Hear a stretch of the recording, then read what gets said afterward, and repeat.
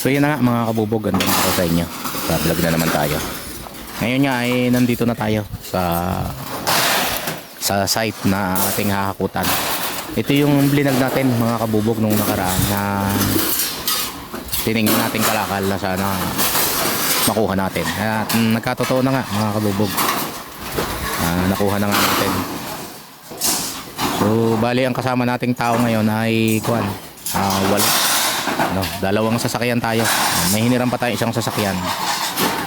Baka natin kung makakailang biyahe itong kalakal na ating nakuha. Napakarami mga kabubog.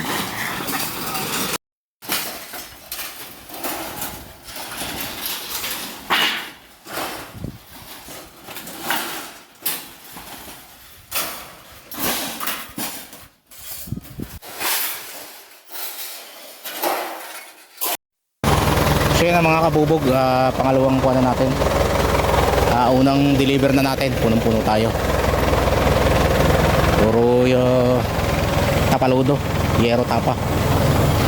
So yung isang truck dumating na at siya namang kakargahan. Inabot tayo ng break time dito sa deliveran. Kain mo na.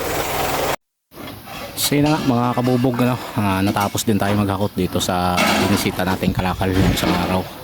Lalos, walang natira kundi basura tsaka yung mga kailangan nilang gamit.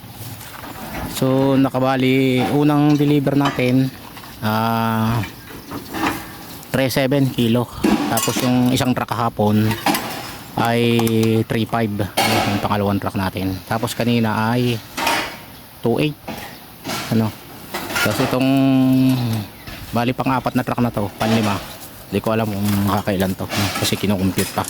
Bali 5 truck, 5 biyahe. Ayun yung isa punong-puno din, punong-puno ng bakal. Yung isa puro tapaludo, alom. Kanina tapaludo karga natin, ngayon bakal. Yun lang muna.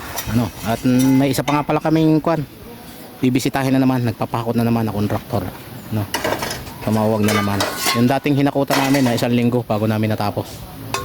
So ngayon ito tapos na namin. 2 araw hinabot. Mga kabubog, kala namin mapapahiya kami.